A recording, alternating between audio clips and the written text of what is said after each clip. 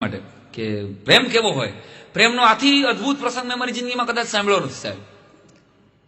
અમદાવાદની એક કોલેજ, સત્ય ઘટનાનો એક પ્રસંગ. શેખર અને પ્રિયા નામનો એક છોકરો છોકરી, બીબીએનો ફાઇનલ યર એક્ઝામમાં ના વિદ્યાર્થીઓ. શેખર બહુ સ્માર્ટ છોકરો, બહુ હોશિયાર છોકરો, અને પ્રિયા એવી સરસ મજાની, એવી સુંદર છોકરી. બે એકબીજાની સાથે ફ્રેન્ડશીપથી શરૂ થાય, ધીમે ધીમે એક જ કંપનીનો મોબાઈલ એટલે સીયુજીમાં વાત કરી રાખે, એમ કરતા કરતા પ્રેમમાં પડ્યા. વાત બહુ લાંબી છે, ટૂંકમાં કહું કે આખી કોલેજને ખબર કે શેખર અને પ્રિયા એકબીજાના પ્રેમમાં છે. એકબીજાના પરિવારો એકબીજાને જાણતા હતા. એટલે ઘટના એ બની કે શેખરે નક્કી કર્યું કે આપણે આપણા કોલેજ લાઈફ પૂરી થાય ને પછી આપણે મેરેજ કરી લઈએ. પણ એમાં એક ટકોર એવી કોઈએ કરી કે શેખર છે ને પ્રિયાના પ્રેમમાં છે, એટલે હવે શેખર રેન્કિંગ કરી નહીં શકે, કારણ કે આ તો મોહબ્બતમાં તો ઘેલા થઈ જાય સાહેબ માણસો, એટલે આ નહીં સ્કોરિંગ કરી શકે. આ વાત સાથે પ્રિયા અસમત હતી અને કીધું કે નહીં શેખર, ગામને એમ થાય, કોલેજને એમ થાય કે તું મારા પ્રેમને લીધે તું તારું રેન્કિંગ ઓછું કર, તું ફર્સ્ટ લાવીને બતાવ. આપણે 6 મહિના સુધી હવે આખું સેમેસ્ટર વાત નહીં કરીએ સાહેબ, સાંભળજો. અને બે છોકરા છોકરીએ નક્કી કર્યું, શેખરે અને પ્રિયાએ, કે હવે આપણે 6 મહિના આખા સેમેસ્ટરમાં વાત નહીં કરીએ, એક્ઝામ પૂરી થાય, રિઝલ્ટ આવી જાય પછી પ્રેમથી વાત કરશું.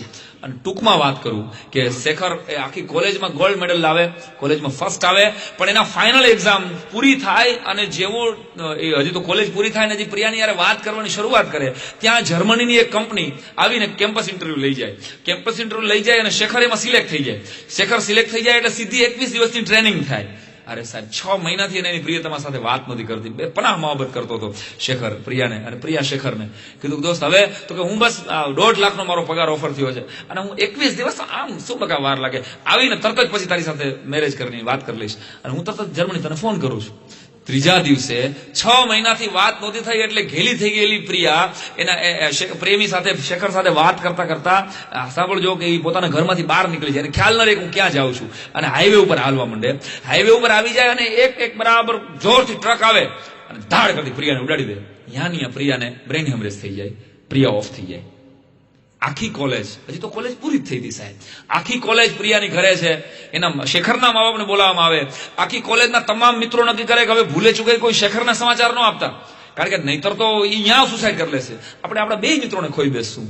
ટૂંકમાં વાત કરું છું, સાચા પ્રેમનું અદભુત ઉદાહરણ સાહેબ. પ્રિયા આ બાજુ ઓફ થાય, હજી તો સવારના પોરમાં એની બેનપણીને કહેતી 6 મહિનાથી શેખર સાથે વાત નથી થઈ, કદાચ હું મરી જાઉં ને તો મારી લાશ ઉપર મોબાઈલ મૂકજો. આવું તો એની બેનપણીને આમ રમતમાં આનંદમાં કહેતી હતી. અને બપોરે એ સાચું બન્યું સાહેબ. બપોરે 2:30 વાગે એક્સિડન્ટ થયું. આખી લાશને લઈ અને જયારે સ્મશાનમાં સળગાવવા જાય છે, ટૂંકમાં વાત કરું છું કે પ્રિયાનું આખું ઘર, એની આખી કોલેજ, પણ પ્રિયાની લાશ સળગતી નથી સાહેબ. એક વાર સળગાવી, બીજી વાર સળગાવી, પવનનો ઝપાટો આવે અને આગ ઠરી જાય એટલે એના પ્રિયાના પપ્પાને થયું કે કાંઈક લોચો છે. એટલે એક બ્રાહ્મણ પંડિત કોઈ બેઠેલા એને કીધું, દાદા કંઈક જોવો ને, કેમ આવું થાય છે કાંઈક. એટલે એક વડીલે એમ કીધેલું કે પ્રિયાની કોઈ ઈચ્છા બાકી રહી જતી હશે, આના કોઈ ફ્રેન્ડને, આની કોઈ બેનપણીને પૂછો, કાંઈ એની હમણાં એને કોઈ કીધેલું મારી કોઈ ઈચ્છા છે. ત્યારે ઘરે ફોન લગાડ્યો, એક છોકરીએ કીધું કે આજ સવારે મને એમ કહેતી હું કદાચ મરી જાઉં ને તો મારી લાશ ઉપર મોબાઈલ મૂકજો. અને તરત જ એના ભાઈએ ત્યાં મોબાઈલ એક્ટિવેટ કરાવ્યો અને એ ફોન જેવો એની લાશ ઉપર, પ્રિયાની લાશ ઉપર જેવો મૂક્યો સાહેબ, તમે નહીં માનો, ઇસી સેકન્ડે ભાડ ભાડ ભાડ કરતી ચિતા સળગી ગઈ. અને ચિતા સળગી ગયા પછી ઘટના હવે શરૂ થાય છે, વાત હવે શરૂ થાય છે.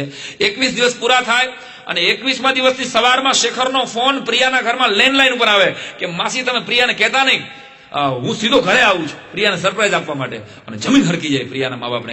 હવે આ શેખર તરત જ એના મા બાપને, શેખરના મા બાપને બોલાવી લઈએ, તમામ મિત્રોને બોલાવી લઈએ. બે બેગ ભરીને હરખાતો શેખર એની પ્રિયાને મળવા, એની મોહબ્બતને મળવા, એના મિત્રોને મળવા જેવો તો એન્ટર થાય ઘરમાં, ત્યાં આમ ફોટો જોવે કે ભાઈ આ કેમ ફોટા ઉપર હાર છે કાકા, કેમ હાર કાઢ નાખો.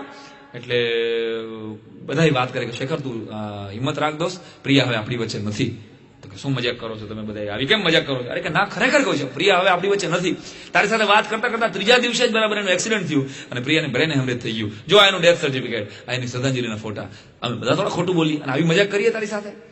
શેખર માનવા તૈયાર ન થાય કે માસા તમે મારી યાર મજાક ન કરો, કારણ કે છેલ્લા 17 દિવસથી તો પ્રિયા મારી સાથે ફોનમાં વાત કરે છે. મોહબ્બતની ઊંચાઈ કયો, મોહબ્બતની પરાકાષ્ઠા કયો સાહેબ, છેલ્લા 17 દિવસથી પ્રિયા મારી સાથે વાત કરે. આ કેવી રીતે પોસિબલ બને? આ કેમ શક્ય બને? આખા બધા મિત્રો બે પર 1 મિનિટ કે તું પ્રિયા વાત કરસ તો અત્યારે લગાડ ચાલ. અને સાહેબ છોકરાએ ખિસ્સામાંથી મોબાઈલ કાઢ્યો, મોબાઈલ કાઢીને 1 મિનિટ તું સ્પીકર ફોનમાં વાત કર, એટલે અમને ખબર પડે, અમે સાંભળીએ. અને જયારે છોકરાએ, શેખરે ફોન લગાડ્યો, સ્પીકર ફોનમાં કીધું, હાય પ્રિયા તું ક્યાં છો? તું જલ્દી ઘરે આવ ને, મારે તારું કામ છે. ઓકે બકા. કટ કર્યો ફોન, મૂકી દીધો. સાહેબ આમાં પ્રેમ પ્રેમની કઈ વાત નથી. વોડાફોન એક એવું નેટવર્ક છે કે તમે ગુજરી જાઓ ને પછી તમારા પાત્ર સાથે તમે વાત કરી શકો.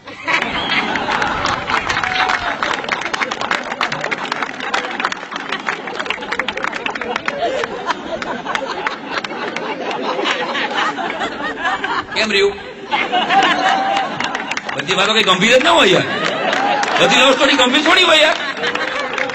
એડજસ્ટ કરો.